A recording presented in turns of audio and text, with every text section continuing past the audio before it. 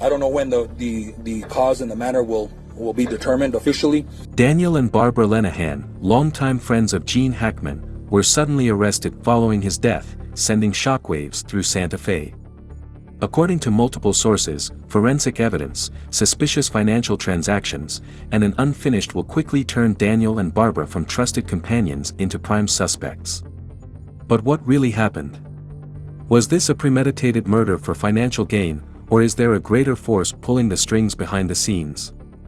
Join us as we uncover the truth in today's video. 1. The day of the incident, a hidden truth. An emergency call to the police just before midnight from Gene Hackman's private residence marked the beginning of a mysterious and chilling case. When the Santa Fe police arrived at the scene, they immediately sensed something was wrong.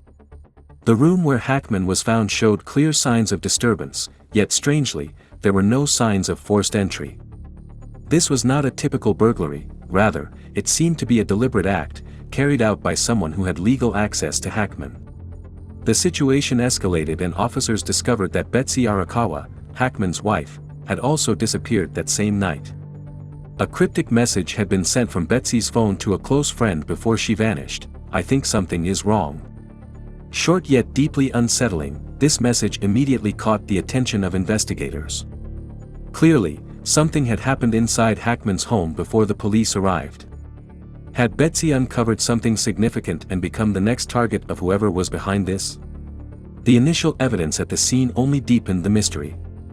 On Hackman's desk, police discovered financial documents outlining a series of suspicious transactions that had taken place in the months leading up to his death. Several large sums of money had been transferred, but with no clear justification. Most notably, Daniel Lenahan's name appeared repeatedly in Hackman's financial records. Why was a close friend so deeply involved in Hackman's finances? This question immediately became a focal point of the investigation. Another alarming detail emerged: a mysterious phone call to Hackman's number shortly before his death. Phone records revealed that Hackman had received a call from an unregistered number, and less than an hour later, he was found dead. This led investigators to theorize that Hackman may have known something critical, and that call could have been a final warning. But what truly turned the investigation toward Daniel and Barbara Lenahan? A major breakthrough came from surveillance footage in the area. Security cameras captured Daniel near Hackman's house on the very night of the incident, despite his earlier claims that he had never been there. This directly contradicted the statements of both Daniel and Barbara, placing them at the center of suspicion. As investigators pieced everything together, it became increasingly clear that Hackman's death was not just a tragic accident, it could very well have been a carefully orchestrated scheme. Another key discovery further fueled suspicions: Hackman's financial records. In the 6 months before his death, Hackman had made a series of highly unusual financial transactions, including transferring large sums of money to an account owned by Daniel Lenahan. If these transactions were legitimate, why was there no clear explanation for them? More importantly, why had Hackman suddenly changed the way he managed his finances so drastically? Every piece of evidence pointed in the same direction: Daniel and Barbara Lenahan were far more than just close friends of Hackman. Their presence in his final days, their involvement in his financial affairs, and their conflicting statements all suggested a deeper role in the events leading up to his death. But were they truly the masterminds behind it all, or was there another force operating in the shadows? As police continued to dig deeper into the case, new evidence began to surface, evidence that could finally reveal the full truth behind Hackman's mysterious death. 2. Police expand the investigation. As the details of the case became increasingly complex, the Santa Fe police decided to broaden the investigation and shift their full focus onto Daniel and Barbara Lenahan. From the very beginning, investigators noticed significant inconsistencies in their statements. Initially, Daniel insisted that he and his wife had not visited Hackman in the 2 days before his death. However, surveillance camera footage from the area near Hackman's home contradicted his statement, capturing Daniel near the crime scene on the night of the incident, just hours before Hackman's body was discovered. When confronted with this contradiction, Daniel abruptly changed his story, admitting that he had stopped by but only for a few minutes before leaving. Additionally, witnesses reported seeing a suspicious vehicle parked outside Hackman's home that night. When police checked the registration records, they discovered that the vehicle belonged to Daniel Lenihan. His presence near the house at such a crucial moment raised immediate suspicions. If he had nothing to hide, why would he lie about being at the crime scene? Beyond Daniel's suspicious behavior on the night of Hackman's death, police also uncovered a series of unusual financial transactions between Hackman and Daniel in the 6 months leading up to the tragedy. Bank records revealed that large sums of money had been transferred from Hackman's accounts to a company linked to Daniel. Yet, Hackman had never publicly mentioned these investments. Furthermore, a real estate contract associated with Hackman was modified at the last minute, granting Daniel ownership rights over certain assets. This raised a critical question: had Hackman willingly made these financial changes, or had he been manipulated in his final months? Another shocking discovery was Hackman's apparent isolation before his death. Friends and family noted that he had become less responsive to phone calls, had reduced social interactions, and showed signs of distress in the weeks leading up to his passing. Some witnesses reported that Daniel and Barbara had been visiting Hackman far more frequently than usual, yet no one knew the true nature of their conversations.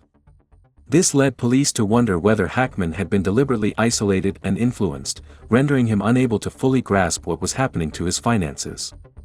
In addition to the inconsistencies in their statements and financial irregularities, police leveraged technology to uncover even more critical evidence. First, phone records from Hackman, Betsy Arakawa, Daniel, and Barbara Lenihan revealed a mysterious call to Hackman on the night of his death. The call originated from an unregistered, prepaid phone number, indicating that the caller had deliberately concealed their identity. The conversation lasted only 48 seconds, but immediately after, Hackman accessed his phone and searched through important financial documents in his personal email.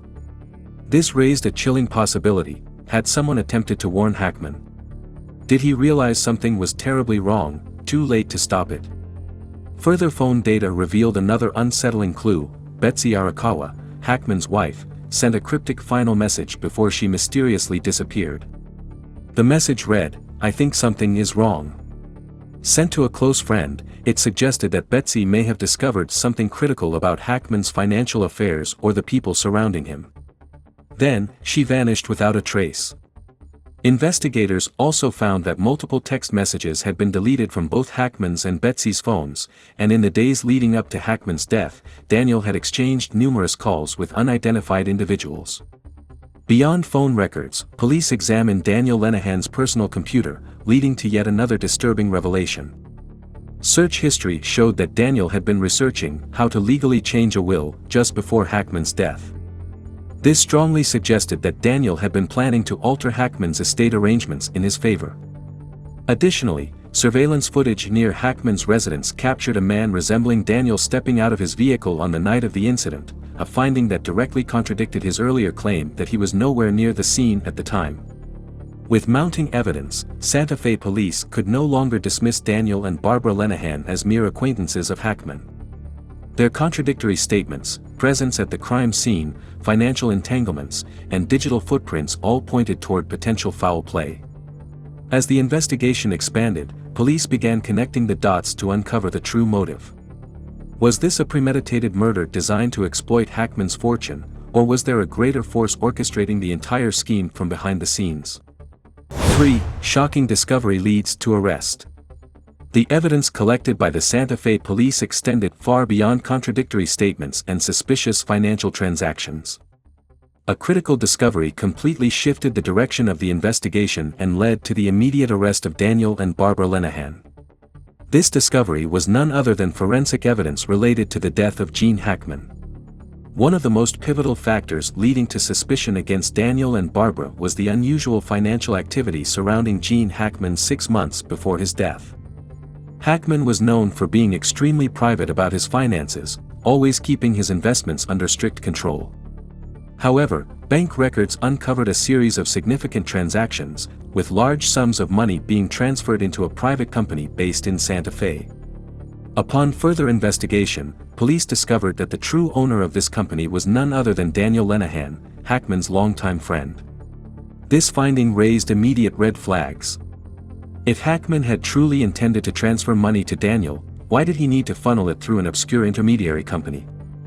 This presented two possibilities: either Hackman was coerced into making the transfers, or Daniel had used Hackman's name to execute these transactions without his knowledge. As detectives dug deeper, they found that a substantial sum was withdrawn right before Hackman's death, yet the recipient remained unclear. The case became even more suspicious when police examined the personal computer of Betsy Arakawa, Hackman's wife. An unfinished will was discovered, containing a major alteration in the list of beneficiaries. According to this document, a significant portion of Hackman's wealth was to be transferred to Daniel and Barbara Lenahan, instead of going entirely to his wife, Betsy, as specified in previous versions of his will. However, what particularly caught the police's attention was that the will remained unsigned. This meant Hackman may not have fully agreed to the changes. Two disturbing possibilities emerged: either Hackman was still contemplating the amendments when he died, or someone attempted to alter the will without his consent. These details led investigators to ask a crucial question: did Daniel and Barbara deliberately manipulate Hackman in his final months, coercing him into modifying his will to benefit them? While financial evidence was damning, what truly changed the course of the investigation was the autopsy report on Gene Hackman. Initially, Hackman's death was attributed to natural causes, old age and declining health. However, when police requested a more thorough forensic analysis, a chilling discovery was made: a toxic substance was found in Hackman's system. The substance had slow-acting effects and could easily be mistaken for natural illnesses. This meant that without an in-depth examination, the case might have been dismissed without anyone suspecting foul play. Even more disturbingly, police found traces of the same toxin in food samples Hackman had consumed in the days before his death. This was a significant breakthrough because it suggested that the poison may have been deliberately introduced into Hackman's meals. If that were the case, who had access to Hackman's food and the opportunity to carry out the poisoning? All suspicion pointed toward those closest to Hackman during that period. Daniel and Barbara Lenahan had visited Hackman more frequently than usual in the months leading up to his death. If they were involved in a poisoning plot, the next question was how they executed it and whether they were acting alone. But the most chilling revelation came when police expanded their investigation beyond Hackman himself. His beloved dog, Xena, had also died just days before his passing. An autopsy on Xena's remains confirmed the presence of the same toxic substance found in Hackman's body. This raised a terrifying possibility: the poisoning had not been a spur-of-the-moment act, but rather a meticulously planned crime, with Xena potentially used as a test subject to ensure the poison's effectiveness before it was administered to Hackman. If this theory was correct, this was no longer just a financial crime, it was a highly sophisticated and premeditated act of murder. With overwhelming evidence in hand, the Santa Fe police could wait no longer. They made the decision to arrest Daniel and Barbara Lenahan at dawn. As officers raided the couple's home, they uncovered additional financial documents linked to Hackman, including notes on suspicious transactions and legal papers related to inheritance rights. Daniel and Barbara were swiftly handcuffed and taken into custody while the press, already tipped off about the arrest, captured every moment. Within hours, news of the shocking arrest spread like wildfire, igniting a nationwide debate. Public opinion was sharply divided. One side believed that Daniel and Barbara had meticulously orchestrated Hackman's murder for financial gain, while the other suspected that they were merely scapegoats in a much larger conspiracy. The case had not only shaken Santa Fe but had also captivated the entire nation. Were Daniel and Barbara Lenahan truly guilty, or were they pawns in a far more intricate and sinister scheme? As the legal proceedings loomed, the world eagerly awaited the truth to emerge. 4. Theories surrounding the case. With the case of Gene Hackman becoming increasingly complex, multiple theories have emerged. Investigators, the media, and the public have all offered different analyses regarding what truly happened. Theory 1: Daniel and Barbara Lenahan planned to seize Hackman's fortune. One of the most popular theories regarding Gene Hackman's death is that Daniel and Barbara Lenahan orchestrated his murder to gain control of his fortune.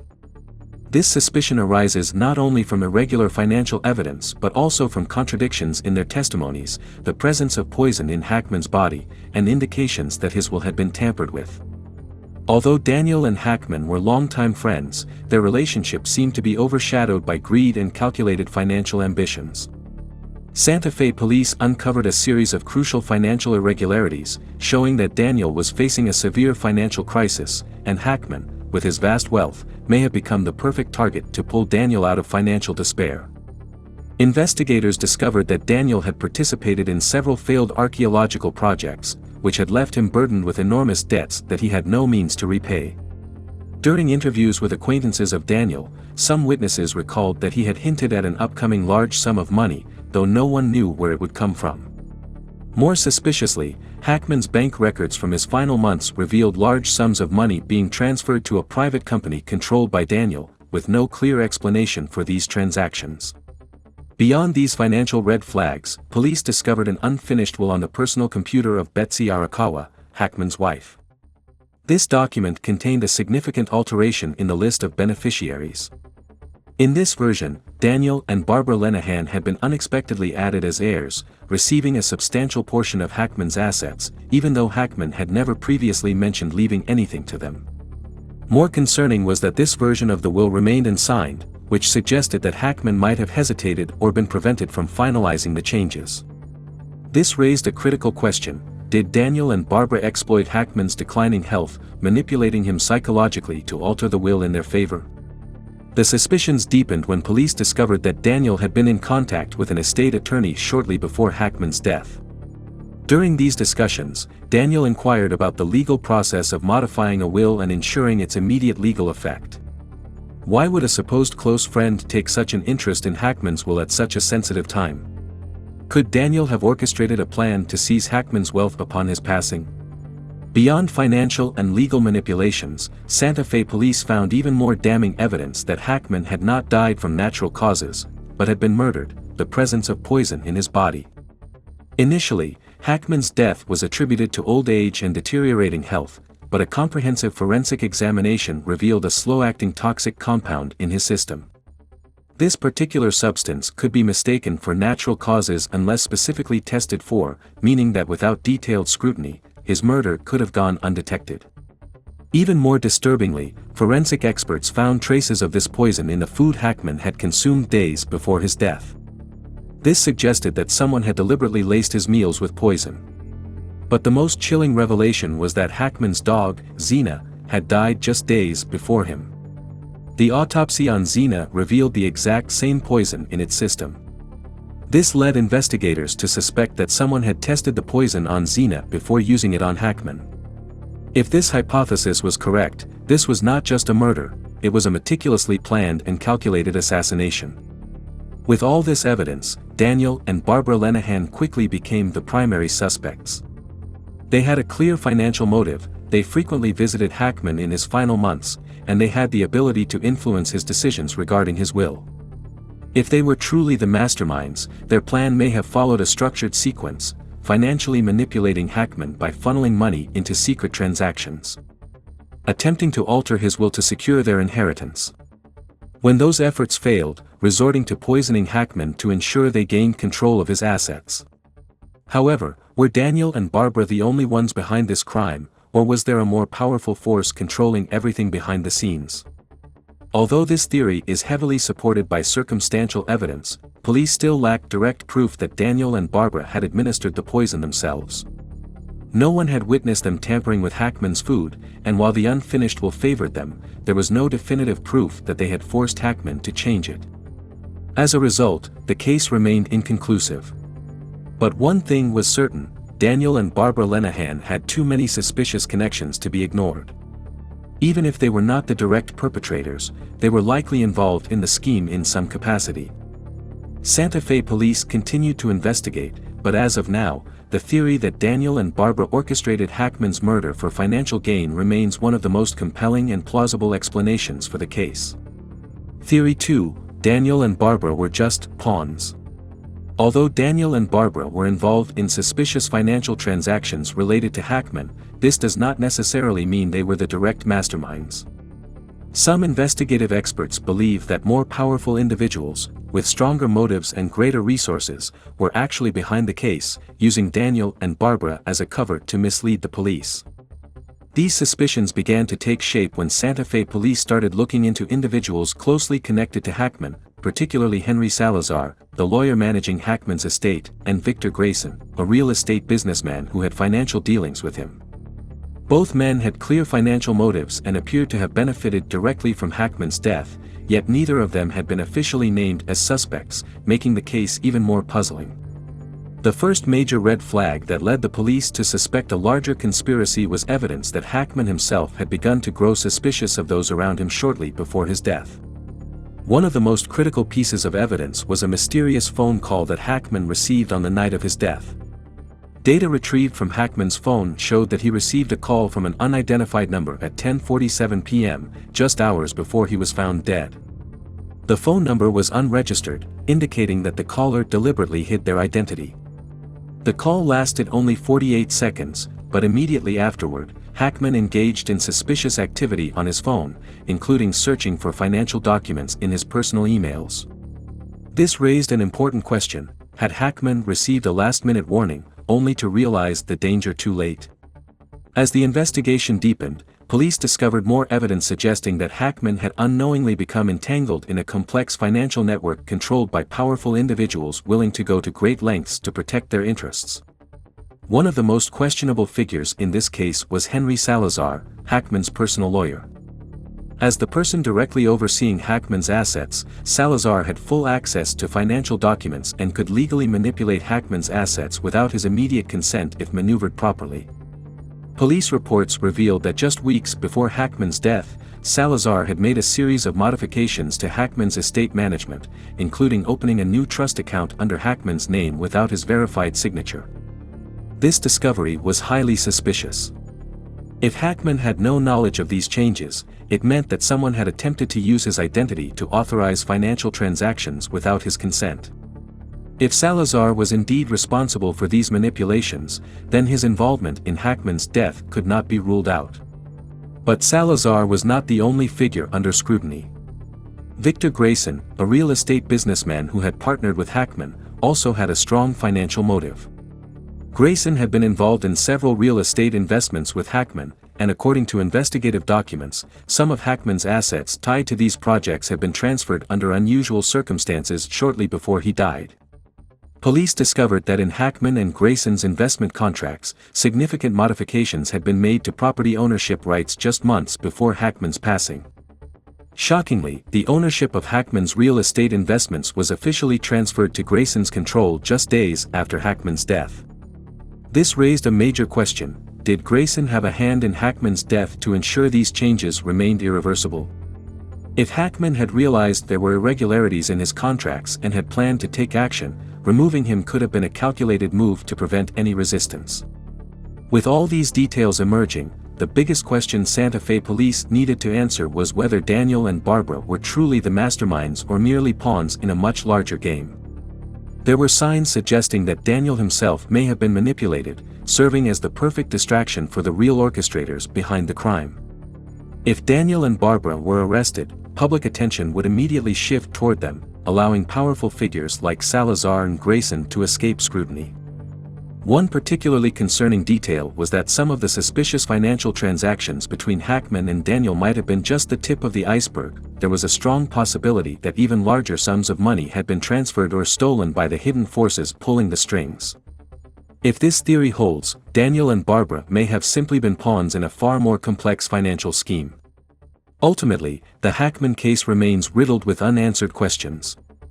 If this theory is correct, then Hackman's death was not just a murder over personal wealth, but a highly coordinated conspiracy aimed at seizing control of his entire estate.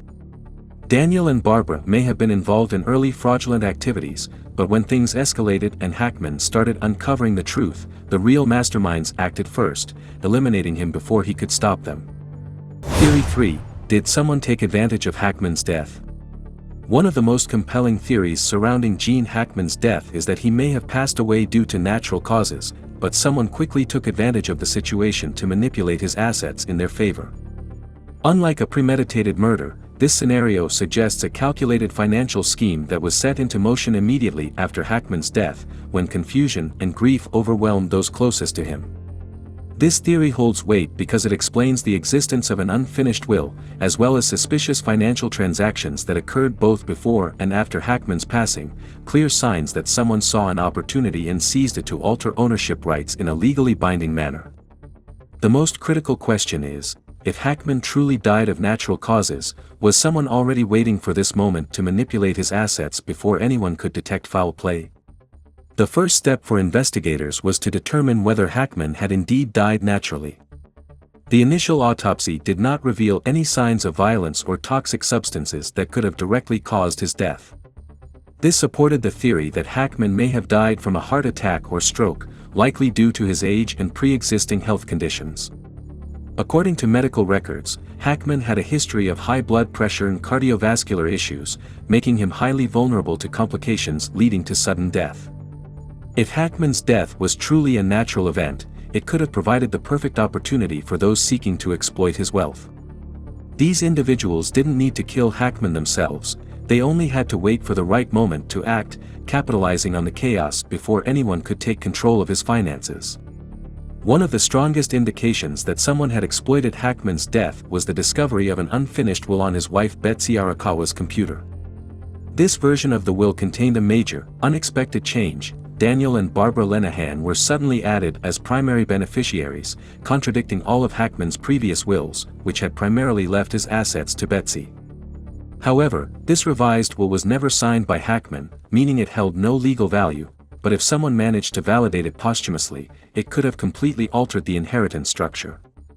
This raised a critical question: did Hackman truly intend to modify his will, or was this an attempted forgery fabricated after his death? If this document was indeed a post-mortem manipulation, then who had the motive and the means to orchestrate it? Beyond the will, investigators uncovered a series of irregular financial transactions that took place immediately before and after Hackman's death, further supporting the theory that someone had seized the moment to manipulate his assets. Large sums of money were withdrawn from Hackman's personal accounts just days before he passed away, with no clear explanation for these transactions. One of the largest transfers was sent to a private company linked to Daniel Lenahan, raising suspicions that Daniel may have prearranged financial maneuvers before Hackman lost control over his estate. However, what was even more alarming was that some of the suspicious transactions occurred after Hackman's death, while his estate had not yet been legally settled. This suggested that someone had moved swiftly to finalize these changes before Hackman's family or legal authorities could intervene. A number of key figures emerged in this investigation, each with potential motives. Daniel and Barbara Lenahan. If the unfinished will was successfully validated, they would become official heirs to a significant portion of Hackman's estate. Henry Salazar, Hackman's lawyer. As the legal manager of Hackman's assets, Salazar could have had the power to alter legal documents, shifting financial control in his favor. Victor Grayson, real estate investor. If Hackman had investments in properties that Grayson sought to dominate, his death could have helped Grayson legally finalize contract modifications without interference. Betsy Arakawa's last message and sudden disappearance. Another crucial clue was a cryptic message sent by Betsy Arakawa shortly before she vanished. Her text read, "I think something is wrong." This strongly suggested that Betsy had become aware of something suspicious happening with Hackman's assets just before he passed away. If Betsy had discovered financial manipulations or had attempted to stop them, her disappearance immediately after Hackman's death may not have been a coincidence. Was she silenced? Threatened? Forced to remain quiet? If so, this could mean that whoever orchestrated the financial scheme needed time to finalize their plan, ensuring Hackman's wealth fell into the right hands before any legal actions could be taken against them. If this theory is accurate, Hackman was not murdered, but his death was strategically exploited in a sophisticated financial conspiracy. The perpetrators didn't need to kill Hackman, they only needed to wait for his inevitable passing and then manipulate his financial records during the ensuing chaos. This means the case is not just a criminal investigation, but also a legal battle between those who genuinely cared for Hackman and those seeking to profit from his death. What is the truth? Was Hackman truly just a victim of natural causes, or did someone orchestrate a legal takeover of his assets in the shadows? Antafe police continue to investigate, but one fact is undeniable: Hackman's death provided the perfect opportunity for someone to make highly calculated financial moves, and that means this case is far from over. 5. Is justice served? The defense attorneys representing Daniel and Barbara Lenihan argued that the police lacked concrete physical evidence to definitively prove their clients were guilty.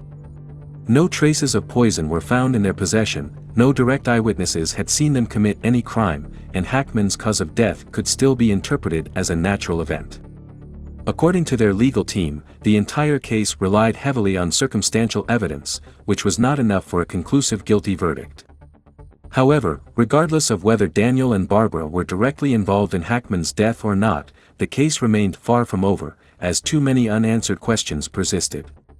One of the biggest unresolved mysteries was whether a more powerful mastermind was still lurking in the shadows, evading justice. The suspicious ties of Henry Salazar, Hackman's longtime attorney, and Victor Grayson, a real estate mogul with direct business dealings with Hackman, had yet to be fully investigated. Both men had strong financial incentives to manipulate Hackman's estate. If they were indeed involved, then Daniel and Barbara might have merely been pawns in a far more intricate scheme. Santa Fe police continued to expand their investigation, trying to determine if other individuals bore responsibility in this case. However, some legal experts expressed concerns that those with greater power and influence might successfully evade justice, slipping through legal loopholes before the truth could be fully revealed.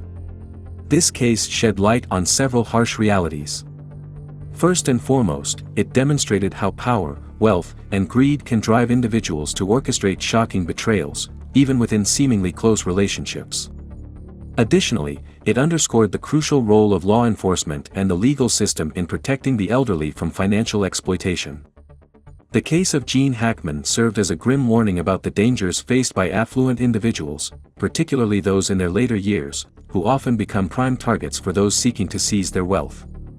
More than just a criminal investigation, Hackman's story became an example of how vast fortunes can become the driving force behind ruthless conspiracies.